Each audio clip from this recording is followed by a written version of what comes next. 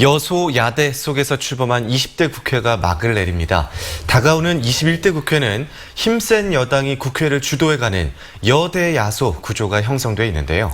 네, 지난 20대 국회와는 뭐가 어떻게 다를지도 전망해보겠습니다. 킹핀 정책 리서치 오승용 대표 나와 있습니다. 안녕하십니까? 네, 안녕하십니까? 네, 대표님 20대 국회 총평 먼저 부탁드립니다. 네, 역사적인 국회였다. 긍정적이든 부정적이든 한 번도 경험하지 못한 국회였다라고 평가를 할 수 있을 것 같습니다.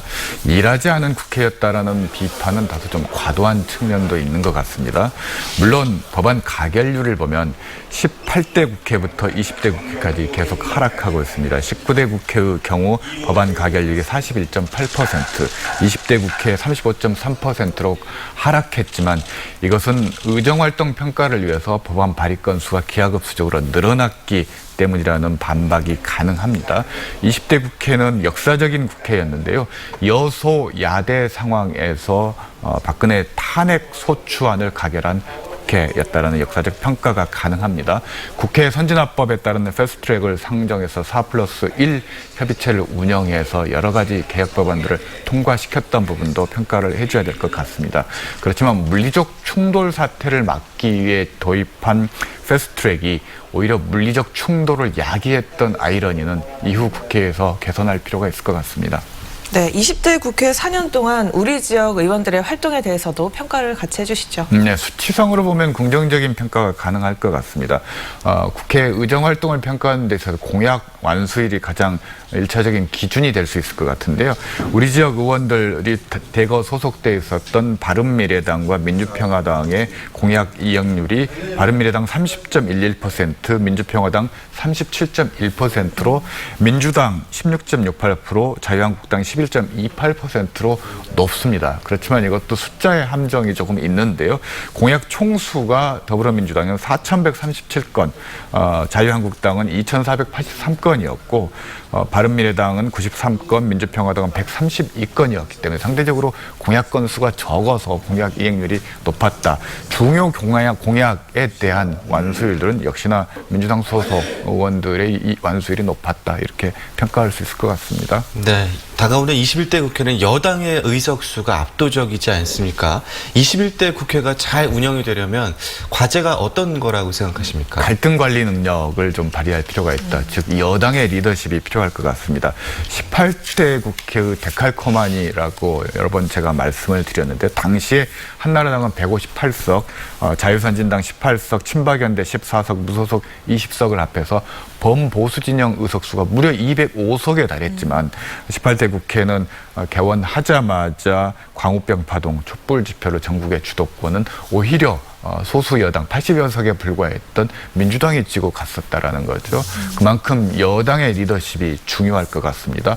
입법 과정에서도 좀 개선이 필요할 것 같습니다. 환경 영향 평가를 도입할 필요가 있는데요. 입법이 미치는 다양한 요인들을 평가하는 제도인데 이미 유럽에서는 독일, 프랑스, 스위스 등에서 입법 영향 평가 제도가 시행이 되고 있고요. 미국 등에서도 규제 영향 분석 제도가 도입돼서 활용되고 있는데 우리나라 국회에서도 21대 국회는 이런 제도들을 좀 도입할 필요가 있을 것 같습니다. 네, 더불어민주당은 국회, 권력기관, 교육개혁 이렇게 3대 개혁 과제를 발표했는데요. 야당과 협의가 잘 이루어질 걸로 보십니까? 우선 민주당은 이른바 일하는 국회법을 최우선 법안으로 제시를 했습니다. 반면에 미래통합당은 경제활성화 법안을 중점 추진하겠다라고 얘기를 했는데요. 양 정당의 협의가 좀 필요할 것 같습니다. 코로나 사태 이후 경기 침체에 맞서서 국회가 민생경제 회생을 위해서 적극적인 입법 활동을 할 필요가 있을 것 같고요.